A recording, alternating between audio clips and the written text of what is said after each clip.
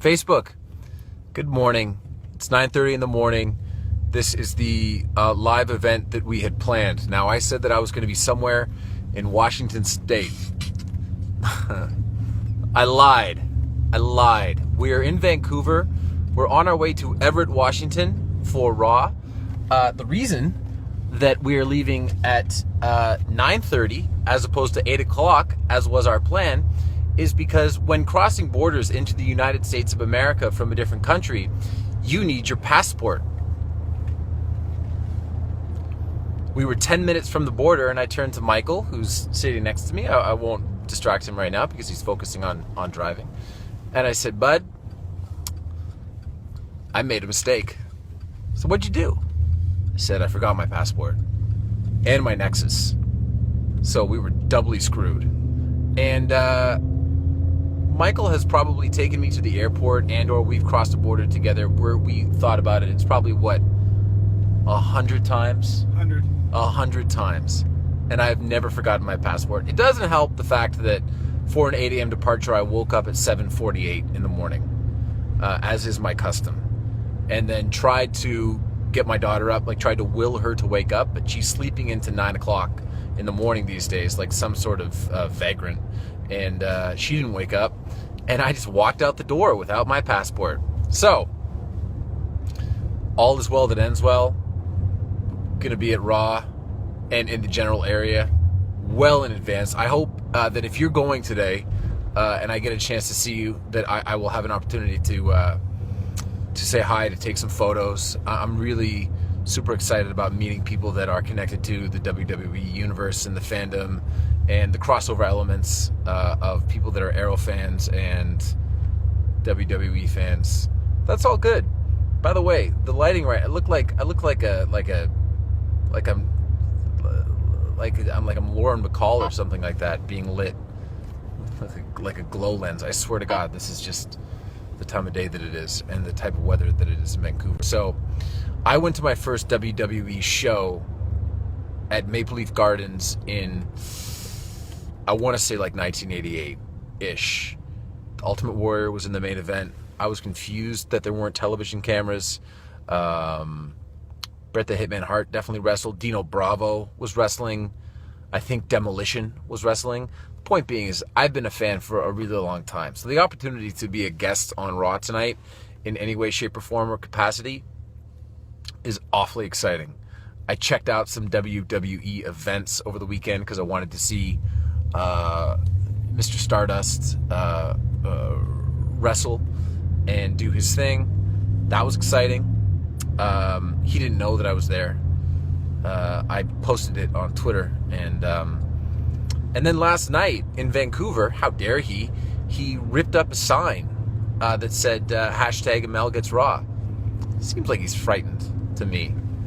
So one more thing before I answer some questions as we're on the road, and then we'll chat about different stuff. I'm booking travel right now for my buddy's wedding, and I don't know if you know, if you're in Canada, you totally understand this. If you're not, you don't. But certain airlines within Canada, and I'm not going to name names, Air Canada, are not incentivized in any way, shape, or form to have competitive prices. How do you know this? Because a direct flight, keeping in mind this is business class, and even the economy tickets are outrageously expensive, but just as a case study, a business class ticket direct from Vancouver to Toronto costs less money than if you were to take a business flight direct Vancouver to Taipei and then on to Toronto. So I want you to figure out a world in which that makes sense and just fix your shit, Air Canada. Just be better. Just be better. Be like Alaska Airlines. If you ever hear me pitch Alaska Airlines, they're not giving me any money. I take Alaska Airlines all the time. The customer service is excellent. The flight attendants are super easygoing. They're either attentive or they leave you alone, both of which are great options. Their app on the phone and booking travel, super easy. It's almost like they're an airline that exists in the 21st century. It's refreshing and lovely. Okay, let's get to some questions. Junior Brown thinks I should go to Raw in my Arrow suit. I'm not going to do that. I'm going to Stephen Amell because that's who I am. I play the Green Arrow on TV. So that's, I'm not going to go as my television character. I'm just going to go as me. Brittany Castle feels like Jared and I talk about airlines when we get together. We do, because we travel all the time. It's not that difficult to be a good airline. Here's what you have to do. You have to have an app that works. You have to have a reasonable customer service experience. If you phone Air Canada, you need to take 90 minutes out of your day, and it's probably not going to work out for you. Let your passengers wear noise-canceling headphones when the plane is taking off. Just let us do it. Just let us. We can hear things better than you can. We're wearing noise-canceling headphones. They're taking out the din of the engine, and they're allowing us to listen to every single word that you say about the safety procedures. So just let us wear those. And have an app that we can use on our phone that doesn't have less than 2 stars in the App Store. Okay?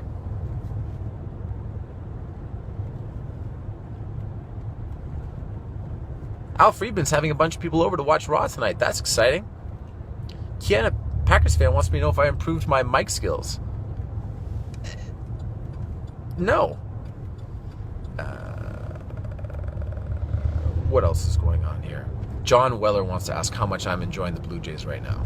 I got to tell you, I've been lucky enough to spend a little bit of time with the Blue Jays this year, to meet a couple of guys on the team, specifically Josh Donaldson and Liam Hendricks, who is the only Australian pitcher, the only Australian, period, in Major League Baseball right now.